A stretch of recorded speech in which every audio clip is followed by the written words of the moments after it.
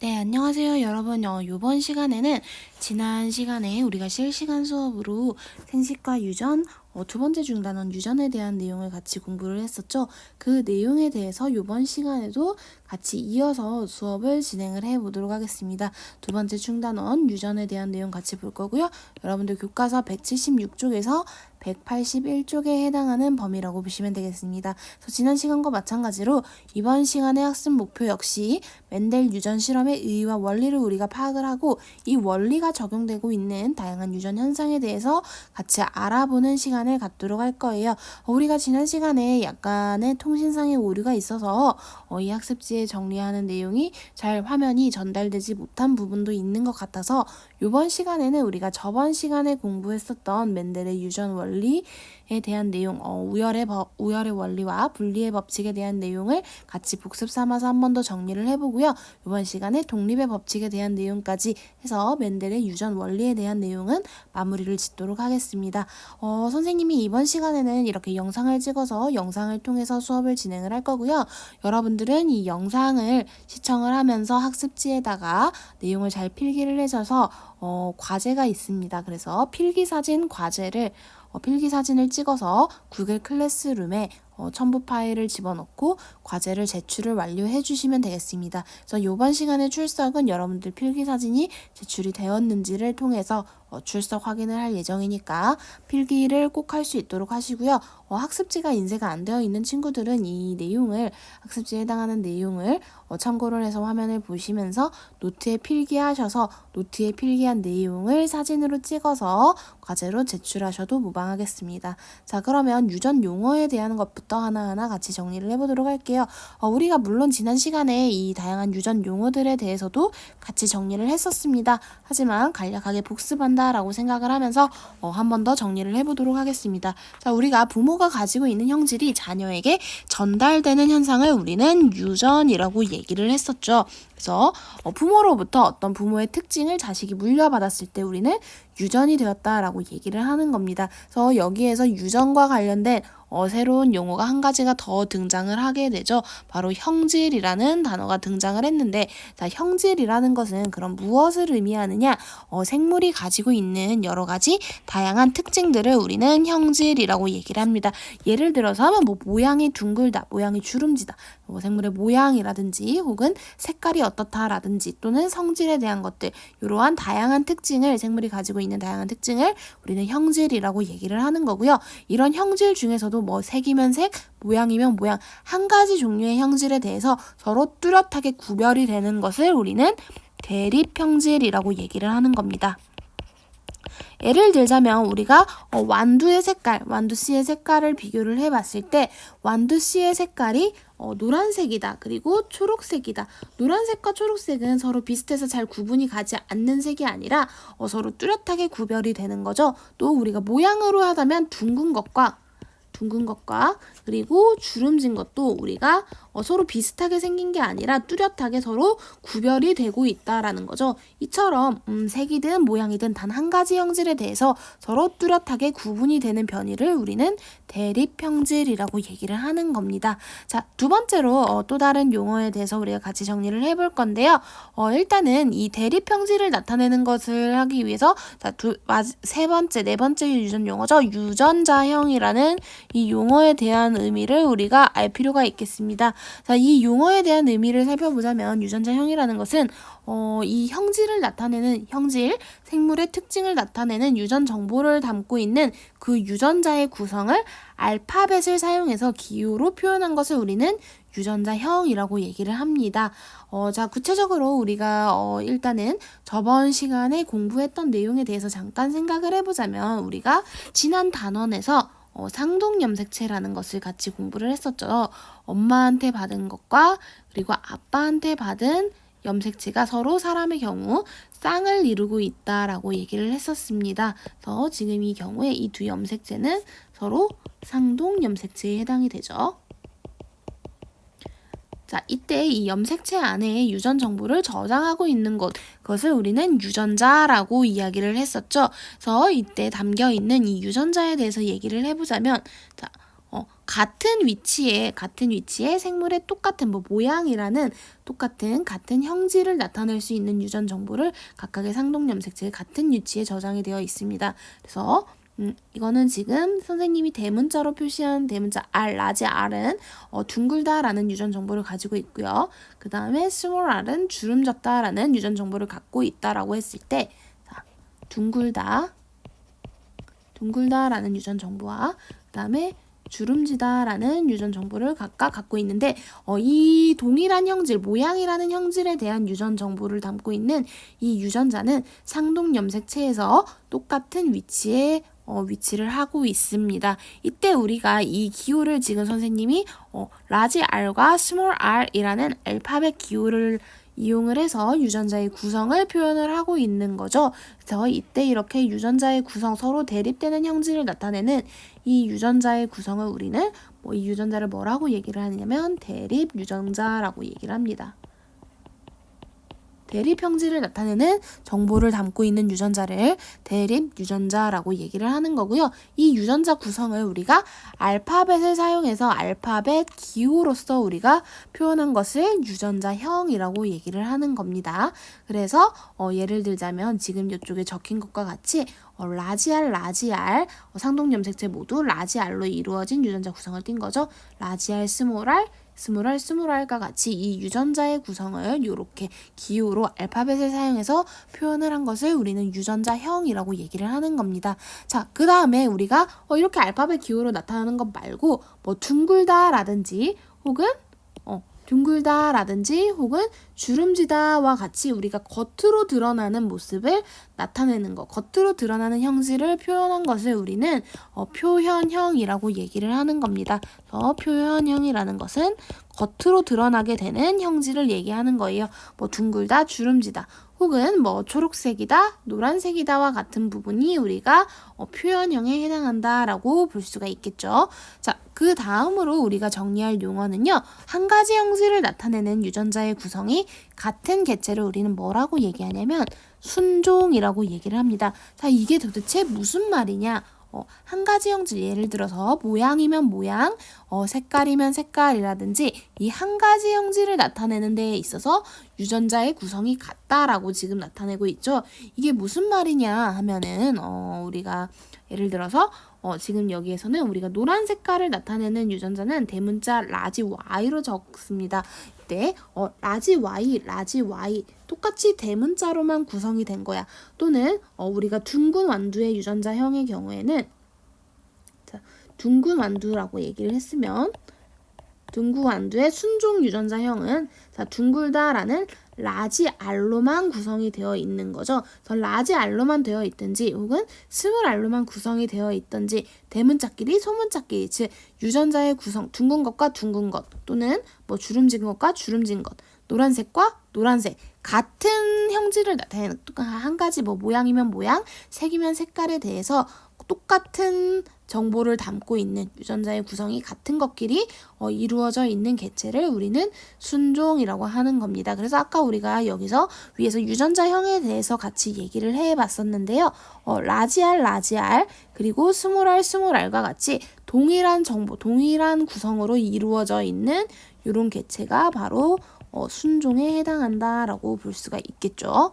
자, 그렇다면 이 순종 말고 지금 가운데에 있는 것처럼 라지 R과 스몰 R이 같이 짝을 이루고 있는 이러한 경우, 서로 지금 유전자의 구성이 다른 이런 경우를 우리는 무엇이라고 하느냐?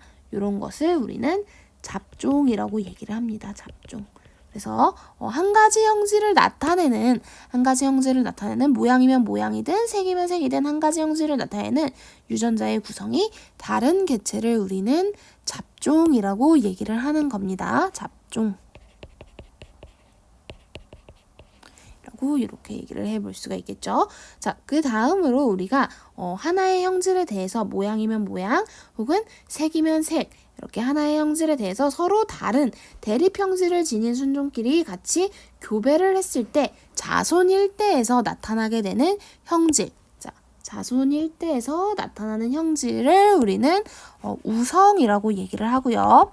그 그 다음에 한 가지 형질에 대해서 서로 다른 대립 형질을 가지고 있는 순종끼리 결합했을 때 자손 일대에서 나타나지 않는 형질을 우리는 열성이라고 얘기를 합니다. 자, 모두 지난 시간에 우리가 같이 정리를 해봤었던 유전에 대한 용어를 한 번 더 지금 살펴봤어요. 이 우성과 열성에 대한 내용은 우리가 조금 있다가 이 우성과 열성에 대한 부분은 조금 있다가 우열의 원리라고 얘기를 하죠. 우열의 원리에 대한 내용을 같이 정리를 하면서 한 번 더 정리를 해보도록 하겠습니다. 자, 그렇다면 우리가 넘어가서 얘기를 해볼 건데요. 순종이라는 우리가 순종 지금 여기에서도 순종 개체끼리 교배했다라는 얘기가 나오고 있지. 그래서 똑같은 유전자 구성을 가진 개체끼리 교배를 할 때 그렇다면 일단은 그것을 위해서는 우리가 순종이라는 것을 얻어낼 수가 있어야 되는 거지. 순종은 어떻게 얻어내느냐? 예를 들어서 뭐 노란 색깔 완두를 가진 것끼리 계속 교배를 하는 거야. 그래서 자가수분이라는 말이 지금 여기에 설명 중에서 나오고 있는데요. 이 자가수분과 타가수분, 수분 방식을 우리가 한번 알아볼 필요가 있겠습니다. 여기에서 지금 나오는 이 수분이라는 용어는 우리가 저번 시간에 수정과 발생을 했을 때 우리 사람이나 동물 같은 경우에는 난자와 정자 같은 생식세포가 결합하는 과정을 수정이라고 얘기를 했었지. 식물 같은 경우에는 비슷한 과정을 우리는 수분이라고 얘기를 하는 거야. 그럼 자가수분과 타가수분은 서로 어떤 차이가 있느냐 한번 같이 얘기를 해볼게요. 자가수분과 타가수분의 차이를 살펴보자면 일단은 우리가 꽃이 있다라고 보면은 자, 이거 화면에 보이는 것처럼 이렇게 지금 선생님이 꽃을 두 그루를 그렸어요. 두 그루, 각각의 그루를 그렸습니다. 자, 각각의 꽃이 존재한다라고 이렇게 얘기를 해봤을 때 이 꽃에는 우리가 암술이 존재하고 두 꽃 모두 암술이라는 게 존재를 하고 그리고 수술이라는 게 존재를 하죠. 암술과 그리고 수술이 존재를 합니다. 빨간색은 수술이라고 얘기를 해볼게요. 자, 암술과 수술이 모두 존재를 하는데 바로 이 수술에서부터 꽃가루가 나오게 되는 거지. 이때 이 꽃가루가 다른 그루로 가는 게 아니라 자기 그루 같은 그루에 있는 암술로 꽃가루가 이동하는 것을 우리는 자가수분이라고 얘기를 하는 겁니다. 자가수분이라고 얘기를 한다면 반면에 이 꽃가루가 자기 똑같은 같은 그루가 아니라 다른 그루에 있는 암술로 이동을 하게 되는 거 이것을 우리는 타가수분이라고 얘기를 하는 거예요. 그래서 자가수분과 타가수분의 의미를 선생님이 이쪽 아래쪽에다가 팁이라고 해서 적어놨었죠. 자가수분은 꽃가루가 같은 그루의 꽃에 있는 암술에 붙는 현상이고 타가수분이라는 것은 꽃가루가 다른 그루의 꽃에 있는 암술에 붙게 되는 현상을 의미한다라는 것 정도로 우리가 정리를 해두시면 되겠습니다. 자, 그렇다면 넘어가서 이번에는 이 멘델이라는 수도사가 완두를 이용해서 유전 연구를 진행을 하면서 여러 가지 다양한 유전에 대한 원리들을 발표를 했었습니다. 우리가 지난 시간에 공부를 했었던 우열의 원리와 분리의 법칙, 우열의 원리, 분리의 법칙 모두 이 멘델의 유전 연구에 대한 결과라고 볼 수가 있겠죠. 이 유전 연구를 멘델은 실험을 통해서 우리가 밝혀냈는데요. 이 실험에 사용한 재료가 바로 완두를 사용을 했습니다. 이 완두가 유전 연구에 왜 멘델은 이 완두를 통해서 유전 연구를 진행을 했는지 완두가 유전 연구에 있어서 재료로 적합한 까닭을 우리가 얘기를 해볼 필요가 있겠습니다. 그래서 완두가 유전 연구에 있어서 왜 적합한지 적합한 이유를 우리가 같이 정리를 해보자면 일단 완두는 재배하기가 쉬워요. 매우 기르기가 쉽단 말이죠. 우리가 기르기가 어렵다라면은 연구 재료로 적합하지 않겠지. 그래서 일단은 완두는 씨앗을 심게 되면은 쉽게 자라기 때문에 우리가 연구 재료로 사용하기에 적합하다라고 얘기를 할 수가 있겠고요. 거기에 덧붙여서 한 세대가 비교적 짧다라고 볼 수가 있겠습니다. 완두는 한 세대가 짧으며 왜 세대가 짧다라는 게 무슨 말이냐면은 태어나서 성장하고 죽기까지 그 일생을 우리가 한 세대라고 표현을 하는 겁니다. 그래서 이 세대가 만약에 길다라고 얘기를 하면 태어나고 성장해서 자손을 보기까지 시간이 매우 길어진다라고 얘기를 하면은 이 유전 현상, 부모로부터 자식에게 형질이 전달이 되는 이 유전을 연구하는데 굉장히 오랜 시간이 걸리겠죠. 반면에 태어나서 자라고 자손을 낳기까지 그 세대가 짧다면, 그 기간이 짧다면 우리가 유전 현상을 연구하기에 비교적 시간도 절약이 되고 더 데이터를 얻기에 수월하다라고 볼 수가 있겠죠.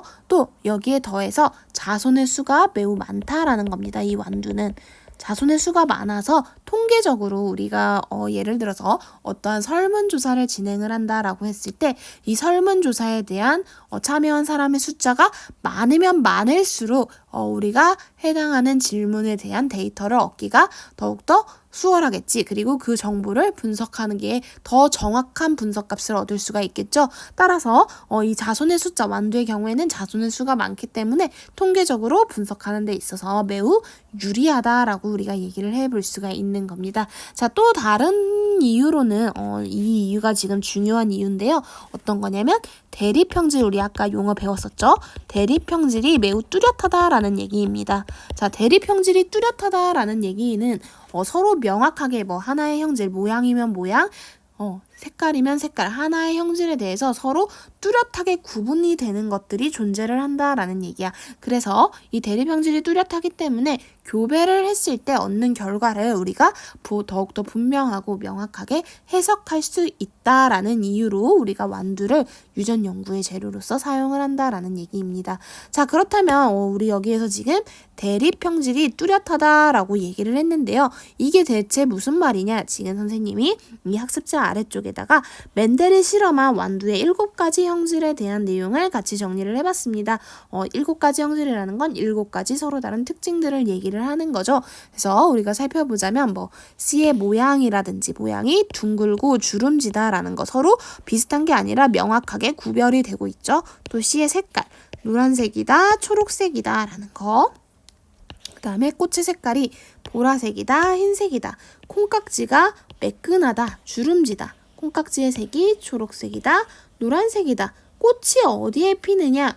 줄기가 있으면 이 줄기 옆쪽에서부터 꽃들이 이렇게 자라나는지, 혹은 줄기가 있을 때 줄기의 끝부분, 윗부분에서만 꽃이 피어나게 되는지, 이 꽃이 피어나는 위치에 대해서도 서로 뚜렷하게 대비가 되고 있는 거죠. 그 다음에 줄기의 키가 크다, 작다와 같이 이렇게 다양한 여러 가지 7가지의 형질에 대해서 뚜렷하게 구별이 되고 있기 때문에 서로 비슷하게 해서 명확하게 구별이 되지 않는 것이 아니라 뚜렷하게 구분이 되고 있기 때문에 우리가 교배를 했을 때 얻게 되는 결과를 분명하게 해석을 할 수가 있다라는 장점이 있는 겁니다. 그래서 우리가 이렇게 얘기를 해봤고요. 우리는 주로 이제 물론 이 7가지 형질에 대해서 멘델이 모두 실험을 진행을 했지만 교과서에, 여러분들 교과서와 문제집에 주로 나오는 것은 바로 이 C의 모양과 C의 색깔에 대한 부분이 주로 나온다라고 볼 수가 있겠습니다. 우리가 유전자형으로 얘기를 했을 때 둥글다라는 것을 나타내는 유전자로는, 둥글다라는 것을 나타내는 유전자형으로는 우리가 라지 R로 앞으로 표기를 할 거고요. 이후에 따져볼 때. 그 다음에 주름지다라는 성질을 나타내고 있는 이 유전자형은 우리가 스몰 R로 표현을 할 겁니다. 그 다음에 대립 유전자는, 그 다음에 우리가 색깔을 나타낼 때 노란색을 나타내는 유전자는 라지 Y로 우리가 표기를 할 거고요. 그 다음에 초록 색깔을 나타내는 이 대립 유전자는 스몰 y로 표기를 해보도록 할 거예요, 앞으로. 그래서 우리가 주로 이 C의 모양과 그리고 C의 색깔에 대한 내용은 조금 파악을 해둘 필요가 있다라고 보시면 되겠습니다. C의 모양과 C의 색깔에 대해서는 조금 알아두시길 바랄게요. 자, 또 다른 이유로는 우리가 멘델의 유전 연구에서 완두를 사용하는 또 다른 마지막 이제 이유로는 교배가 비교적 자유롭게 이루어질 수 있다라는 얘기입니다. 그래서 자가 수분도 가능하고요, 타가 수분도 가능해. 둘 다 가능하기 때문에 의도한 대로 우리가 형질을 교배를 해서 데이터를 우리가 뽑아낼 수 있다라는 장점이 있겠습니다. 그래서 이 정도로 우리가 완두가 유전 연구로 적합한 이유에 대해서도 여러분들이 잘 정리를 해두시면 되겠어요. 자, 넘어가서 그러면 여기까지 해서 한 다음에 넘어가서 이제 본격적으로 멘델의 유전 실험을 통해서 어떠한 유전 원리를 밝혀내었는지를 같이 정리를 해보도록 하겠습니다. 자, 먼저 우리가 지난 시간에도 물론 당연히 공부를 했었던 내용이죠. 바로 이 우열의 원리에 대한 내용부터 같이 한번 정리를 해보도록 할게요. 먼저 멘델의 실험에 대해서 얘기를 해볼 필요가 있겠습니다. 자, 멘델의 실험에 대해서 얘기를 해보자면 일단은 멘델이 완두를 둥근 완두와 순종의 둥근 완두와 그리고 순종의 주름진 완두를 교배를 했다라는 얘기예요. 순종이라는 건 유전 대립 유전자가 라지 R만 존재하거나 스몰 R만 존재하거나 똑같은 둥글다와 둥글다 또는 주름지다와 주름지다 같은 유전자끼리 같은 유전자 구성을 갖고 있는 것을 우리는 순종이라고 얘기를 했었지. 그래서 우리가 순종의 둥근 완두는 우리는 라지 R과 라지 R 이렇게 유전자 구성을 나타낼 거고요. 그 다음에 우리가 순종의 주름진 완두는 스몰 R로 이렇게 유전자 구성을 나타내 보겠습니다. 그래서 이 두 완두를 각각 교배를 했을 때 어떻게 벌어지게 되느냐? 자, 둥근 완두 우리 라지 R과 라지 R로 모양이 둥글다. 지금 여기 이 그림은 우리가 모양에 대한 거다라고 보시면 되겠죠. 자, 이 첫 번째 동그라미는 우리가 모양이라는 형질에 대해서 한번 실험을 해본 겁니다. 그래서 둥근 거는 라지 R, 그 다음에 순종의 주름진 완두는 스몰 R로 유전자 구성이 이루어져 있다라고 했을 때 자, 이 두 완두를 서로 교배를 하는 건데요. 아까도 얘기했지만 이 유전자 구성은 이 완두 역시 우리가 상종 염색체라는 것을 가지고 있죠. 엄마한테 하나 그리고 아빠한테 하나 물려받은 상동 염색체가 존재를 하고 있죠. 그래서 이 경우에 자, 어버이의 이 유전자 구성 상동 염색체의 구성을 살펴보자면 자, 둥근 완두의 경우에는 자, 어머니, 아버지 상동 염색체가 있을 때 모두 똑같이 라지 R에 해당하는 유전자만 가지고 있는 거지. 반면에 여기 있는 이 주름진 완두의 경우에는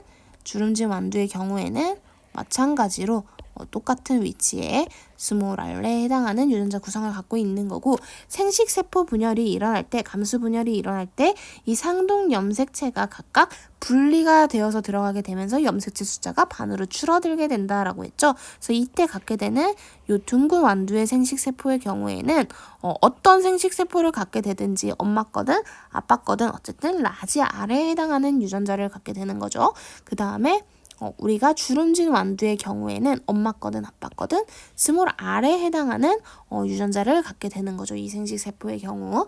그래서 이 두 생식세포가 서로 수분을 통해서 결합을 하게 되면은 이 결과 나오게 되는 자손에 대한 유전자 구성, 상동 염색체의 유전자 구성을 보자면 라지 R 하나 그 다음에 이 생식세포 결합에 의해서 생기는 거니까 서로 상동 염색체 라지 R과 스몰 R이라는 서로 다른 유전자 구성을 갖게 되는 거지. 그래서 이때 우리는 라지 R, 스몰 R과 같은 서로 다른 유전자의 구성을 갖게 되기 때문에 이 경우에는 우리가 잡종이라고 얘기를 하는 거죠. 잡종. 그래서 이 자손은 잡종 1대가 되겠고요. 그다음에 유전자의 구성을 우리가 같이 적어보자면은 어떻게 적어보면 돼요? 라지 R, 스몰 R로 우리가 유전자 구성을 표현을 해볼 수가 있겠죠. 라지 R, 그다음에 스몰 R 이런 구성을 표현을 하게 되는데 자 이렇게 우리가 교배를 해봤더니 라지 R, 스몰 R이라는 유전자 구성을 갖게 되지만 이때 이 잡종 1대에서 잡종 1대 자손 1대, 이 잡종 1대의 경우 한 번 더 얘기하지만 자, 잡종 1대의 경우 우리가 유전자의 구성을 살펴보자면 유전자는 라지 R, 스몰 R의 유전자 구성을 갖게 되는 거지. 둥근 것과 주름진 것 두 가지의 정보를 모두 가지고 있지만 우리가 관찰하기에 결과가 어떻게 나왔대요? 둥근 완두만 나왔대요. 둥근 완두만 나왔다라고 얘기를 하죠. 그러면 우리가 유전자형은 라지 R 그 다음에 스몰 R로 표시가 됐지만 우리가 이 완두, 이 자식의 경우 우리가 표현형으로는 둥글다라는 표현형만 나오게 되는 거지. 그래서 둥글다라는 표현형만 표시가 된 거야. 즉 라지 R에 대한 것만 우리가 겉으로 드러나게 됐다라는 얘기죠. 그래서 둥근 완두만 나왔다라는 거니까 이걸 통해서 우리가 어떤 법칙을 이끌어낸 겁니까? 대립 형질이 서로 다른 순종끼리 예를 들어서 둥근 것과 주름진 것 이렇게 서로 다른 우리가 지금 여기에서 살펴본 것으로 따지자면 우리가 대립 형질을 비교해 봤습니다. 이 실험에서는 모양에 대한 대립 형질을 비교를 했을 때 서로 다른 순종이라는 얘기죠. 그래서 라지 R과 또는 스몰 R 겉길, 중근것과 주름긴 겉길이 서로 교배를 했을 때 잡종 1대에서는 우리가 유전자형으로 라지 R, 스몰 r을 얻었지만 우리가 겉보기에는 한 가지 형질만 나타났대요. 어떤 형질만 나타났다라는 거예요? 둥글다라는 형질만 표현이 됐지.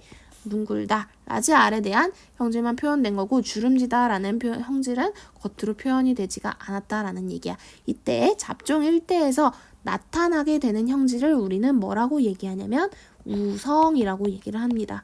그 다음에 잡종 1대에서 나타나지 않는 형질을 우리는 열성이라고 얘기를 해보는 거죠. 그래서 이 실험의 경우 우성의 경우에는 우리가 둥글다라는 게 바로 우성에 해당하는 거죠. 라지 R 둥글다가 바로 우성에 해당하는 정보였고 그 다음에 이 모양에 대해서 열성의 경우에는 우리가 주름지다라는 게 바로 이 열성에 해당한다라고 볼 수가 있겠죠. 자, 열성에 해당하는 게 바로 우리가 주름지다라는 거죠. 라는 게 열성이고 둥글다라는 게 바로 우성에 해당한다라고 볼 수가 있겠죠. 모양에 대해서. 자, 그래서 우리가 이러한 법칙을 뭐라고 이야기를 하느냐? 이러한 법칙을 우리는 우열의 원리라고 얘기를 합니다. 우열의 원리. 그래서 우열의 원리에 대한 내용을 이렇게 같이 정리를 해봤습니다. 지금 우리가 모양에 대해서 한번 같이 생각을 해봤었다면 두 번째로 우리가 이 두 번째 점은 우리가 색깔에 대한 부분도 한번 생각을 해볼 수가 있겠죠. 자, 색깔에 대해서도 한번 색깔이라는 형질에 대해서 실험을 해봤는데요. 일단은 노란색과 색깔이 노란색인 순종 완두를 우리가 유전자형으로 표시를 하자면 어떻게 표시할 거냐면은 라지 Y로 표기를 할 거고요. 그 다음에 색깔이 초록색인 순종 완두는 스몰 y로 유전자형을 이렇게 표기를 해볼 거예요. 이 두 가지를 각각 교배를 시켰을 때 노란색인 경우 생식세포의 엄마 거를 갖든 아빠 거의 상동 염색체를 갖든지 간에 유전자 정보는 라지 Y만 갖게 되는 거죠. 그 다음에 초록색인 경우 유전자 정보는 스몰 y를 갖게 되는 거야. 그래서 이때 생겨나는 이 자손, 잡종 1대의 경우에는 자손의 경우 이때 생겨나는 이 자손 잡종 1대의 경우 이 자손 1대 이 잡종 1대의 경우 유전자형으로는 라지 Y 하나 그리고 스몰 y 하나 이렇게 유전자형을 갖게 되는 거지. 그러면 자 노란색과 초록색의 정보를 모두 갖고 있지만 우리가 겉으로 드러나기에는 무슨 완두만 나왔대요? 노란색인 완두만 나왔대. 노란색인 완두만 나왔다라는 얘기는 우리가 겉으로는 라지 Y에 대한 한 가지 형질만 표현이 됐다라는 얘기죠. 그래서 우리가 여기에서 알 수 있는 정보는 무엇이냐? 여기에서 알 수 있는 정보를 같이 정리를 해보자면 일단은 우성이라는 것은 표현되는 형질이지 노란색이라는 게 바로 우성에 해당하는 거죠. 라지 Y. 그 다음에 열성은 표현되지 않는 형질이지 초록색이 바로 열성이다라고 볼 수가 있겠죠. 스몰 y에 해당하는. 그래서 우열의 원리를 여기서도 이렇게 색깔에 대해서도 우리가 생각을 해볼 수가 있겠습니다. 여러분들 눈치를 채셔서 아시겠지만 앞으로 이 우열의 원리를 비롯해서 우리가 우성과 열성에 대한 얘기를 나눠볼 때 자, 우성과 열성에 대한 얘기를 할 때 우리가 유전자형을 표시를 할 때 우성의 경우에는 알파벳 대문자로 우리가 표기를 할 거고요. 그 다음에 열성은 알파벳 소문자로 우리가 표시를 할 겁니다. 그래서 예를 들자면 라지 R이나 라지 Y 같은 것들. 그 다음에 알파벳 소문자 스몰 R이나 스몰 Y처럼 우리가 앞으로 이렇게 기호로 표기를 할 거다라는 사실까지 같이 여러분들이 기억을 해두시면 되겠습니다. 자, 넘어가서 그렇다면 이번에는 분리의 법칙에 대한 내용을 우리가 마저 같이 한번 보도록 할게요. 자, 분리의 법칙. 먼저 우리가 멘델의 실험에 대해서 한번 같이 얘기를 해볼 필요가 있겠죠. 우리 아까 우열의 원리에서 실험했던 데에 이어서 이번에는 잡종 1대를 자가수분을 했다라는 겁니다. 잡종 1대를. 자, 먼저 우리가 모양에 대한 부분을 한번 같이 얘기를 해볼게요. 자, 모양이라는 형질, 한 가지 형질에 대한 거니까 모양이면 모양이든 색깔이면 색깔이든 한 가지만 가지고 비교를 해보는 거야. 자, 모양에 대한 거. 모양에 대한 잡종 일대를 자가수분을 했습니다. 우리 아까 살펴봤던 이 그림인데요. 어버이, 라지알, 라지알과 스몰알, 스몰알로 이루어진 이 순종의 완두들을, 자, 순종이죠? 이것도 순종이죠? 순종의 완두들을 서로 교배를 해서 잡종 일대를 얻어냈습니다. 이때 둥글다, 라지알, 스몰알이라는 유전자형을 갖지만 둥글다라는 한 가지 형질만 표현이 되고 있는 거지. 그래서 이 과정을 우리는 아까 우열의 원리라고 얘기를 했습니다. 우열의 원리라고 얘기를 했었고요. 자, 넘어와서 이 잡종 일대에서 얻었던 라지알, 스몰알로 이루어진 이 잡종 일대를 자가수분을 했대요. 자가수분을 했더니 어떤 결과가 얻어지게 됐느냐를 한번 생각을 해보자라는 얘기죠. 더 조금 이 그림을 확대해서 보면서 같이 한번 정리를 해보도록 하겠습니다. 잡종 일대 라지알과 스몰알을 같이 교배를 해봤습니다. 이때 여기에 들어있는 우리가 유전자의 구성을 한번 생각을 해보자면요. 뭐 아빠한테 들어가 있는 거 하나, 엄마한테 들어가 있는 거 하나, 어쨌든 이 잡종 일대의 상동 염색체의 구성과 그 유전자의 구성을 살펴보자면, 자, 라지알에 대한 거 하나, 그리고 어떤 정보를 담고 있는 거야?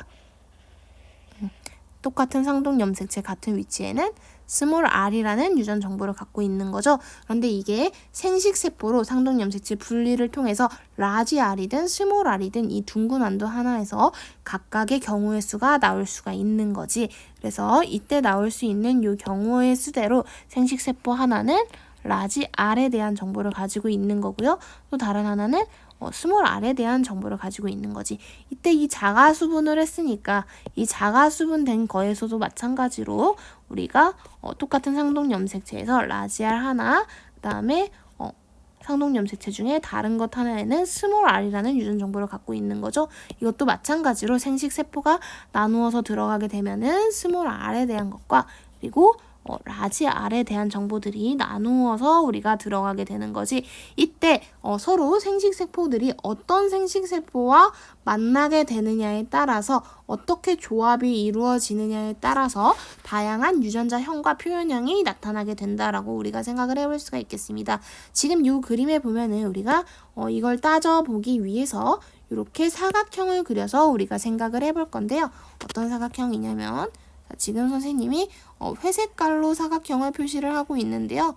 이렇게 우리가 사각형을 나누어서 생각을 해볼 수가 있겠습니다. 이렇게 우리가 사각형을 나누어서 구분을 해서 한번 생각을 해볼 거예요. 이렇게 사각형을 그리는 거를 퍼네트 사각형이라고 얘기를 합니다. 퍼네트 사각형을 그려서 유전자의 조합을 우리가 생각을 해보는 건데요. 자, 라지 R과 그 다음에 라지 R이 서로 만나게 돼서 생기는 요 칸에 해당하는 유전자 구성을 여기에다 적어보는 겁니다. 그래서 마찬가지로 우리가 이렇게 따져보자면 라지 R과 라지 R이 만나게 돼서 라지 R, 라지 R로 이루어진 둥근 완두가 생겨나기도 하고 그 다음으로 우리가 여기 있는 이 스몰 r과 라지 R이 같이 만나는 칸을 적어서 유전자 구성을 우리가 따져볼 수가 있는 거지. 그래서 이 경우에는 라지 R과 그리고 스몰 r에 해당하는 유전자 구성을 갖고 있는 거죠. 또 우리가 다른 경우로 이쪽에서도 마찬가지로 라지 R 그리고 스몰 r에 해당하는 정보를 가지고 있다라는 거고 또 마지막으로 스몰 r끼리 우리가 조합을 될 수가 있겠죠. 스몰 r과 스몰 r이 만나게 돼서 이런 유전자 구성을 갖게 된다라는 얘기야. 자, 그렇다면 우리가 이 경우에 우리가 얻어낼 수 있는 다양한 유전자형의 비율에 대해서 한번 같이 먼저 정리를 해볼 필요가 있겠죠. 자, 유전자형의 비율을 한번 같이 따져보자면 비율을 한번 같이 적어보자면 자, 지금 적혀 있는 이 정보를 토대로 우리가 생각을 해봤을 때 자, 라지 R, 라지 R로 구성되어 있고 라지 R, 라지 R 하나, 그 다음에 라지 R과 스몰 R로 구성되어 있는 정보가 있고 그리고 스몰 R끼리 조합되는 경우가 있겠죠. 라지 R끼리 모인 거 한 개, 그 다음에 라지 R, 스몰 R 모여 있는 게 두 개, 그 다음에 스몰 r끼리 모여있는 게 1개. 그래서 유전자형의 B는 1대 2대 1의 유전자형의 비율로 나타나게 된다라는 사실을 우리가 확인을 해볼 수가 있는 거죠. 그래서 잡종 1대를 자가수분했을 때 잡종 2대에서는 유전자형이 어떻게 표시가 된다. 잡종 2대에서는 유전자형이 라지알, 스몰 r, 그리고 스몰 r의 완두가 1대 2대 1의 비율로 우리가 표현이 된다라는 얘기죠. 근데 이 중에서 우리가 한번 둥근 완두를 한번 찾아봅시다. 둥근 완두를 한번 찾아보자면, 자, 둥근 완두를 한번 찾아서 우리가 한번 표시를 해볼게요. 둥근 완두를 찾아보면, 자, 라지알로 이루어진 것도 우리가 둥글다라고 표현이 되는 거고, 그 다음에 우리가 아까 살펴봤듯이 라지알이 바로 우성에 해당하는 거잖아요. 라지알, 스몰 r도 우리가 둥근 완두로 표현이 되는 겁니다. 둥근 완두가 총 3개가 있고요. 자, 반면에 스몰 r로만 이루어져 있는 거는 주름지다라는 것만 있는 거지, 주름진 완두가 1개가 존재를 하게 되는 거지. 그래서 우리가 따져서 우리가 표현형에 대해서도 같이 정리를 해보자면, 자, 표현형의 B는 둥근 것과 그 다음에 주름진 것이 몇 대 몇이에요? 둥근 거 1개, 2개, 3개. 3개가 있다면 주름진 것은 하나가 있는 거지. 그래서 표현형의 B는 우리가 이렇게 표현을 해볼 수가 있겠습니다. 자, 옆쪽에 있는 정리하는 것을 한 번 더 보자면, 라지알, 스몰 r은 우리가 둥근 완두에 해당이 되고요. 스몰 r로만 이루어진 것은 우리가 주름진 완두에 해당하는 거죠. 그래서 표현형의 B는 3대 1이다 라는 것까지 우리가 같이 정리를 해봤습니다. 그래서 이 내용을 바탕으로 여기 있는 것을 한번 같이 더 정리를 해보자면, 우리가 분리의 법칙에서 알 수 있는 사실, 둥근 완두와 그리고 주름진 완두가 몇 대 몇이에요? 3대 1의 비로 나온다라는 얘기죠. 그런데 우리가 이때 여기서 확인할 수 있는 이 둥근 완두라는 얘기는 어떤 거예요? 라지알과 그리고 라지알, 스몰 r이 바로 둥근 완두에 해당이 되는 거고, 주름진 완두다라고 하는 것은 스몰 r로 이루어진 완두를 얘기하는 거죠. 그래서 표현형의 B는 3대 1의 B로 나왔다라는 사실을 모양에 대해서 우리가 확인을 해봤습니다. 그래서 이로써 우리가 알 수 있는 멘델의 유전 원리는 어떠한 원리를 우리가 확인을 해볼 수가 있느냐라고 한다면, 우리가 생식세포가 분열이 될 때 상동염색체의 분리가 일어나게 되는 거죠. 생식세포 분열 과정에서 어떤 과정이 일어나게 되는 거야? 상동염색체의 분리가 일어나게 되고, 이때 상동염색체 분리에 의해서 우리가 생식세포의 염색체 숫자가 반으로 줄어들게 된다라고 했지. 엄마 거든 아빠 거든 한 가지만 가지고 가게 된다라는 얘기야. 따라서 쌍을 이루고 있던 대립 유전자가 어떻게 된다? 쌍을 이루고 있던 대립 유전자가 서로 다른 생식세포로 분리되면서 들어가게 된다라는 얘기야. 그래서 대립 유전자가 각각 라지알만 같든 스몰 r만 같든 각각 상동염색체에 있던 유전자가 나누어져서 들어가게 된다라는 얘기죠. 그래서 이러한 원리를 우리는 무엇이라고 얘기를 하느냐? 분리의 법칙이라고 얘기를 합니다. 분리의 법칙. 이렇게 정리를 해볼 수가 있겠습니다. 자, 그러면 우리가 지금 모양에 대한 부분을 같이 정리를 해봤는데요. 또 다른 것으로 한번 생각을 해보자라는 거야. 색깔에 대한 내용도 우리가 한번 똑같이 색깔이라는 형질에 대해서도 한번 퍼네트 삼각형을 그려서 유전자형과 표현형을 한번 같이 비교를 해보도록 하겠습니다. 이쪽에 오른쪽에 있는 그림을 조금 확대해서 같이 보도록 할게요. 자, 노란색과 그리고 초록 색깔을 나타내는 완두를 가지고 우리가 자가수분을 할 건데요. 지금 이거는 순종의 노란색 완두에 해당하는 거죠. 라지 Y, 그 다음에 라지 Y야.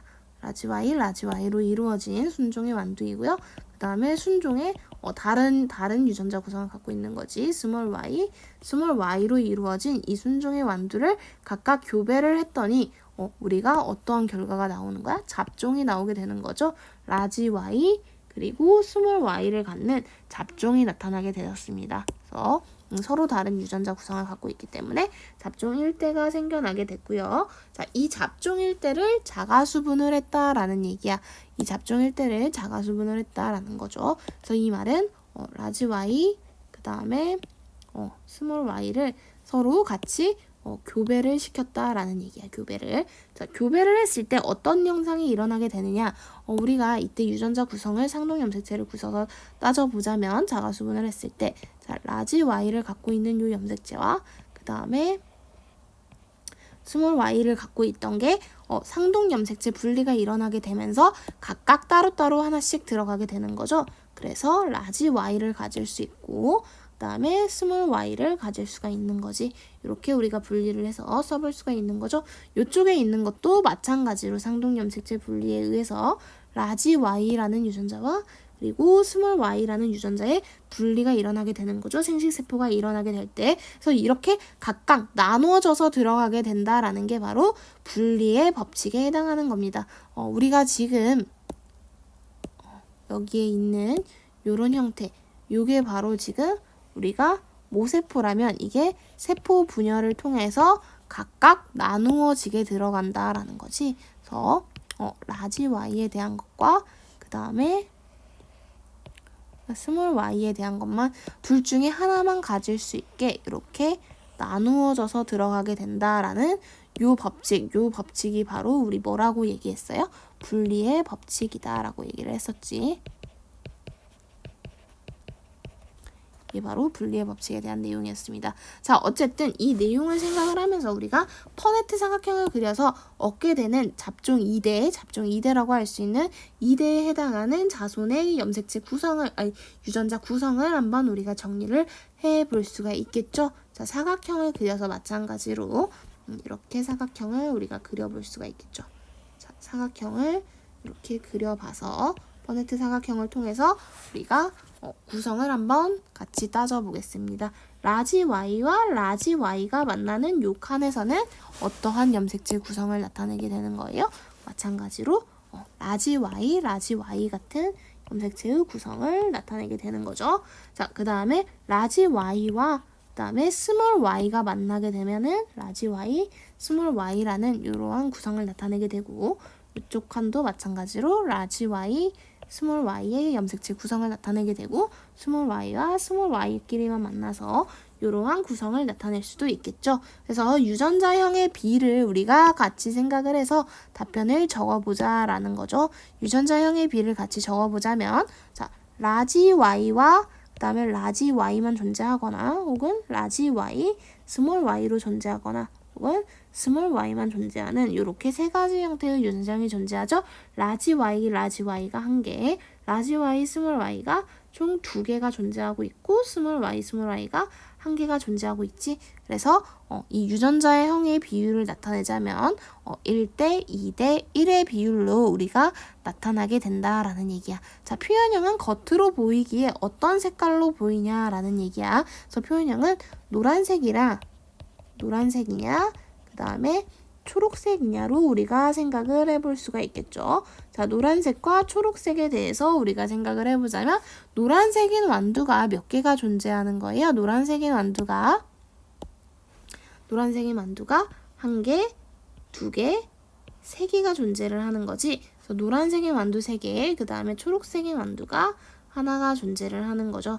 우리가 이 유전자형의 구성에서 라지 Y 그리고 라지 Y의 경우에는 라지 Y와 라지 Y 요 두 가지의 경우에는 우리가 노란 색깔로 나타나게 되고 그 다음에 스몰 y로 이루어져 있는 경우에는 우리가 초록 색깔로 스몰 y만 있는 요것만 우리가 초록 색깔로 표현이 되는 거지. 그래서 우리가 노란 색깔은 총 몇 개? 노란 색깔 총 3개가 존재하고 그 다음에 초록 색깔 총 몇 개? 1개가 존재하는 거지. 그래서 표현형은 노란색 대 초록색이 3대 1의 비율로 우리가 나타나게 된다라는 사실을 확인을 해볼 수가 있는 겁니다. 그래서 이렇게 유전자형과 표현형의 비 모양에 대한 것까지 우리가 같이 정리를 해봤고요. 이쪽에 있는 거 마저 가로를 채워보자면 잡종 2대에서 노란색 완두와 초록색 완두가 3대 1의 비율로 나오게 된다라는 얘기죠. 그리고 정리를 해봤을 때 이 노란색 완두를 나타내는 유전자형은 라지 Y 또는 라지 Y, 스몰 y가 노란색에 해당되고요. 초록색인 완두는 스몰 y로만 이루어진 이런 구성을 나타내게 된다라는 사실을 우리가 알 수가 있는 거죠. 자, 이렇게 해서 우리가 지난 시간에 배웠던 분리의 법칙에 대한 내용까지 같이 봤고요. 멘델의 법칙이 이렇게 한 가지 형질에 대해서 유전 실험을 하면서 여러 가지 가설을 발표를 했는데요. 이 가설 세 가지에 대한 내용을 한번 같이 살펴볼게요. 생물에는 한 가지 형질을 결정하는 한 쌍의 유전인자가 있으며 이 유전인자는 부모에서 자손으로 전달된다라고 얘기를 했습니다. 멘델이 있던 이 당시에는 사실 DNA라는 개념이 존재하지 않던 시대예요.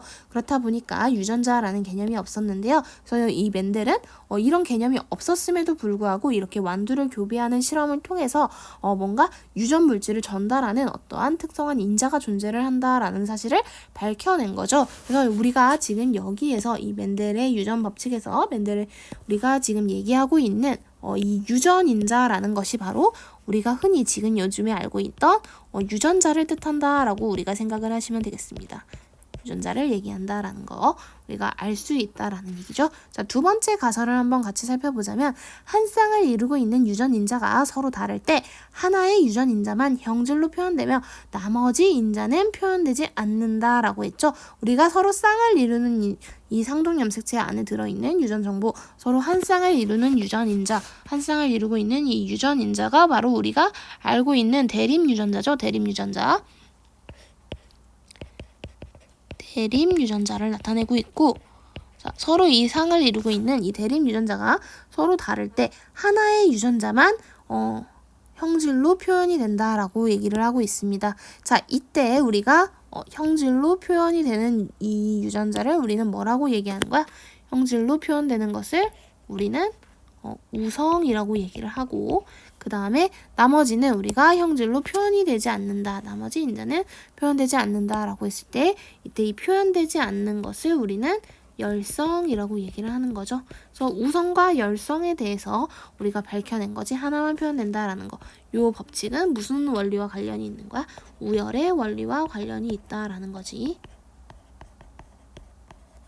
자, 그 다음으로 한 쌍을 이루고 있는 유전인자는 생식세포가 만들어질 때 각 생식세포로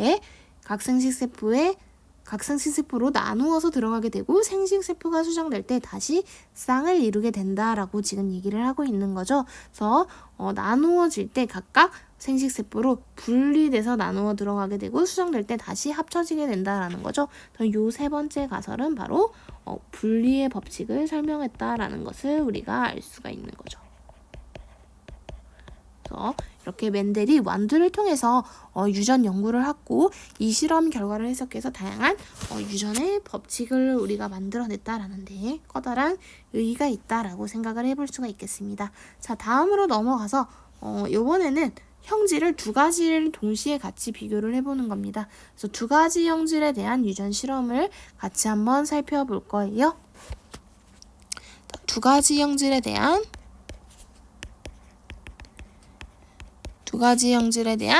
유전 실험 내용을 같이 살펴보도록 하겠습니다.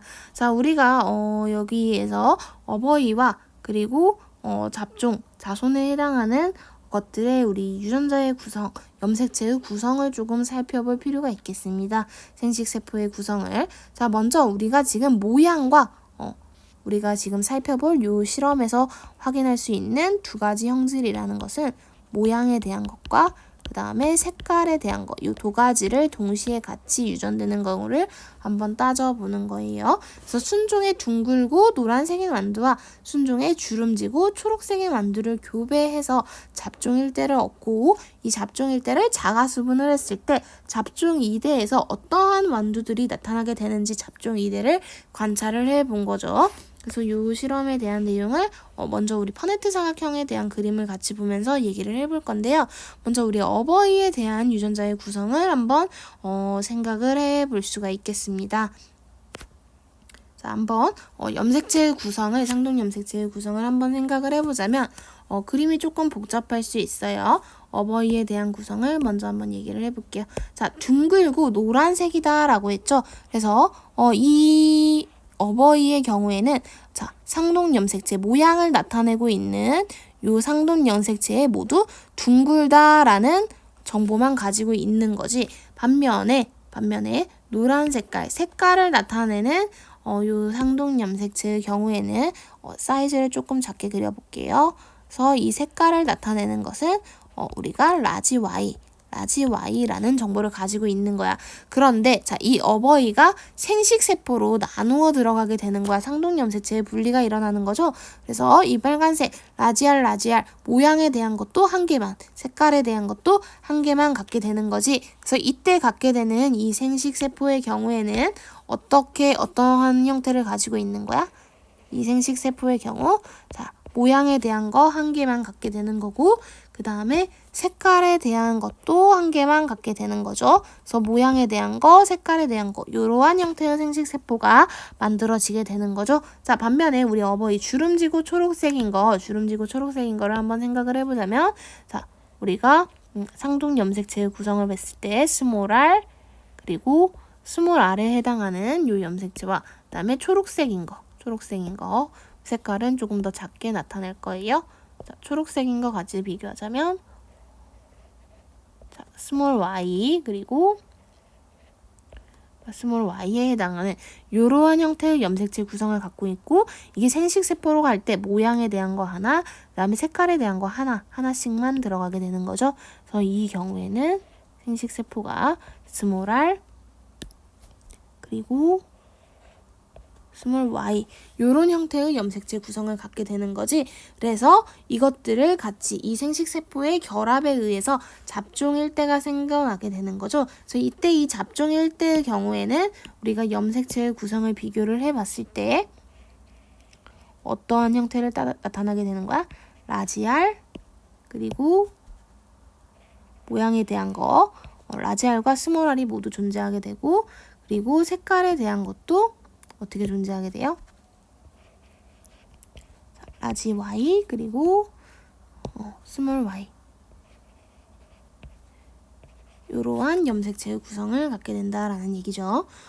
그래서 이 잡종 일대의 경우 이런 염색체의 구성을 갖게 됐고, 이 잡종 일대가 또다시 생식세포를 만들게 될 때 이 모양에 대한 거 라지 R이든 스몰 R이든 모양에 대한 거 하나, 그리고 색깔에 대한 거 하나 나누어서 들어가게 되는 거죠. 그래서 우리가 이 생식세포 여기에서 생겨날 수 있는 다양한 생식세포를 생각을 해보자면, 자, 모양에 대한 거 하나, 라지 R에다가 자, 색깔에 대한 거는 노란 색깔이 있고 초록 색깔이 있어. 그래서 이 노란 색깔과 조합이 될 수도 있고 초록 색깔과 조합이 될 수가 있겠죠. 그래서 이 라지 R이 옆에 붙게 되는 이 색깔에 대한 거는 노란 색깔이 붙을 수도 있고, 또는 우리가 초록 색깔이 달라붙을 수도 있게 된다라는 얘기지. 이렇게 조합이 될 수도 있다라는 얘기죠. 그 다음에 우리가 모양에 대한 게 또 우리가 스몰 r인 경우, 주름진 경우, 자, 주름진 경우에 대해서도 우리가 각각의 색깔이 달라붙을 수가 있겠지. 노란색과 조합이 될 수도 있겠고 초록색과 조합이 될 수도 있는 거죠. 그래서 이게 노란색과 조합이 될 수도 있고, 그리고 초록 색깔과 조합이 될 수도 있는 거야. 이런 형태의 염색체 구성을 갖게 되는 거죠. 그래서 이때 각각의 요 경우에 대해서 어떻게 조합이 되느냐, 마찬가지로 우리가 퍼네트 사각형을 그려볼 수가 있는 겁니다. 퍼네트 사각형을 그려보자면 어떻게 그려볼 수 있는 거야? 이렇게 사각형을 우리가 각각의 경우 어떻게 조합이 되는지 이렇게 사각형을 그려보면서 각각의 칸에 들어갈 기호를 우리가 적어볼 수가 있는 거죠. 서로 만나게 되는 것들끼리.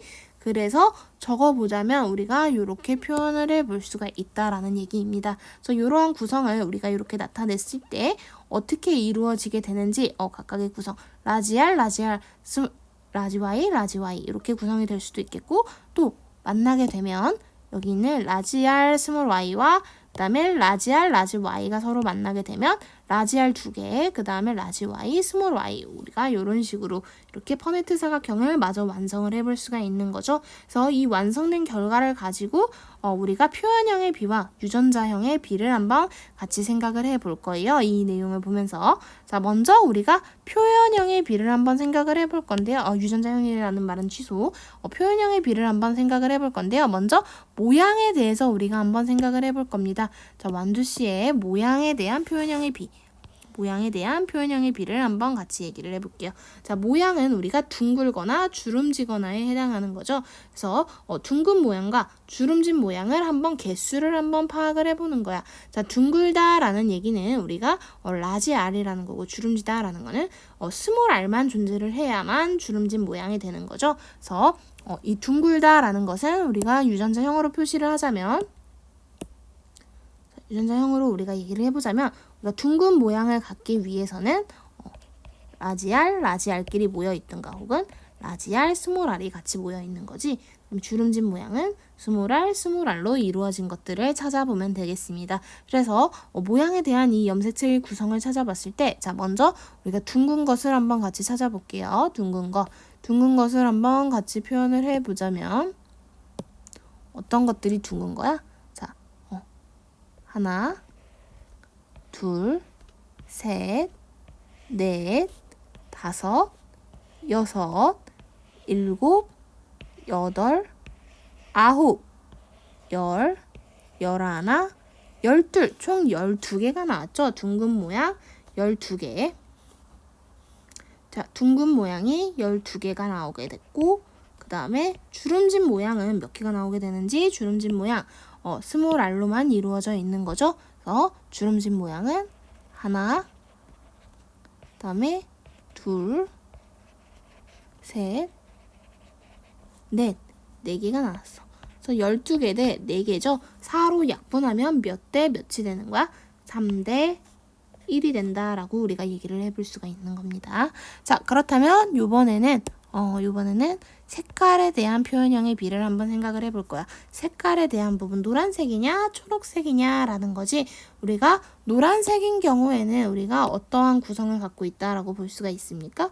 노란색인 거는 라지 Y, 라지 Y 또는 라지 Y와 스몰 I가 같이 공존하는 경우죠. 초록색인 경우는 스몰 Y만 존재하는 경우죠. 이때 각각의 개수를 한번 우리가 파악을 해볼 수가 있겠습니다. 자, 개수를 한번 같이 파악을 해볼게요. 자, 먼저 우리가 노란색인 거 한번 개수를 채워볼게. 1개, 2개, 3개, 4개, 5개, 6개, 7개, 8개, 9개, 10개, 11개, 12개. 노란색 몇 개예요? 12개야. 노란색 12개. 초록색은 몇 개인지 초록색도 우리가 세어보게요. 스몰 Y로만 이루어진 거 1개, 2개, 3개, 4개. 총 4개지. 그래서 12개와 4개 이것도 4로 약분하게 되면은 몇 대 1 몇이에요? 3대 1의 비율로 우리가 나온다라는 사실을 확인을 해볼 수가 있겠죠. 그래서 이 모양에 대한 것도 3대 1, 그리고 색깔에 대한 것도 3대 1, 그리고 우리가 여기서 이 유전되는 결과를 확인을 해봤을 때, 자, 또 다른 표현형으로 우리가 나눠볼 수가 있겠지. 어떻게 나눠볼 수 있느냐? 자, 정리를 해보자면, 자, 우리가 여기서 한 것처럼 둥글고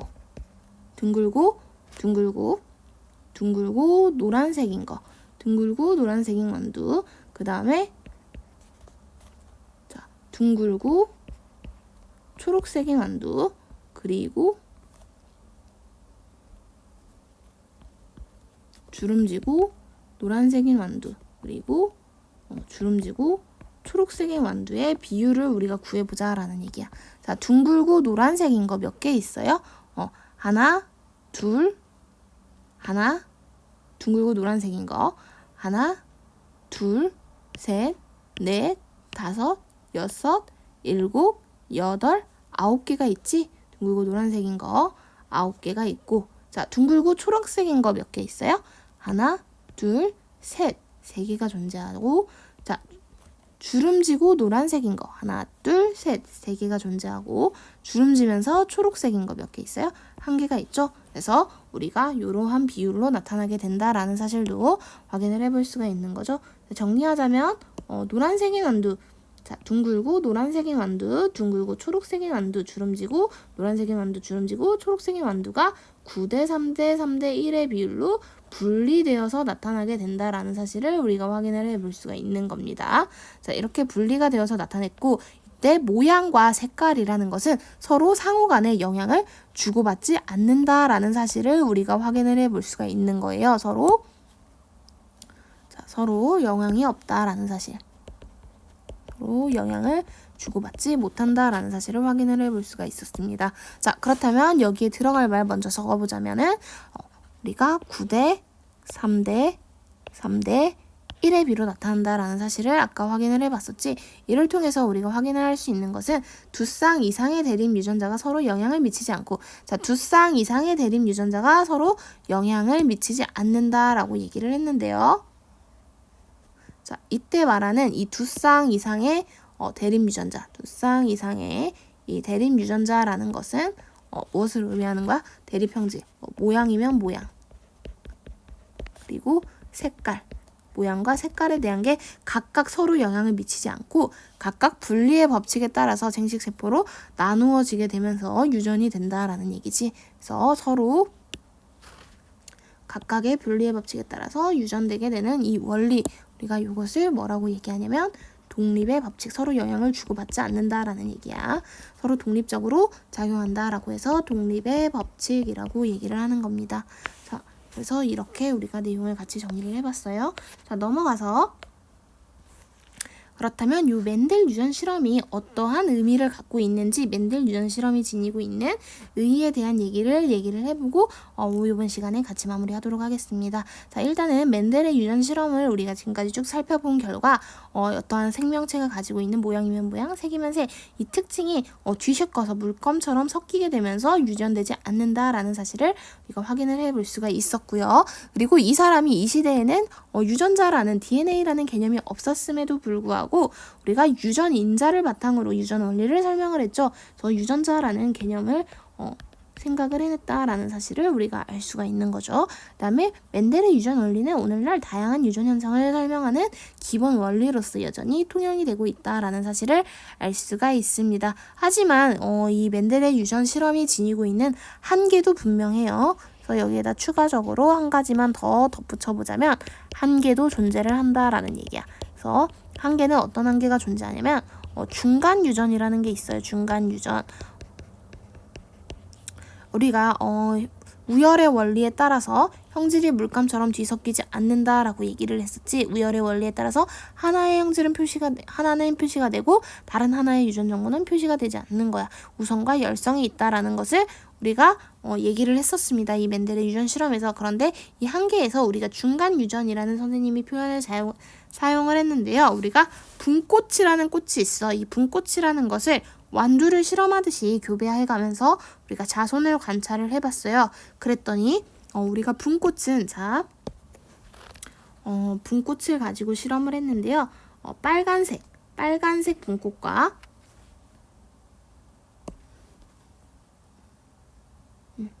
우리가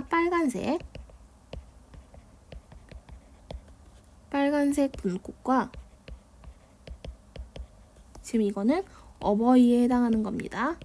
자, 순종의 빨간색 분꽃과 그리고 하얀색의 분꽃을 같이 교배를 했어요. 자, 하얀색의 분꽃을 교배를 했더니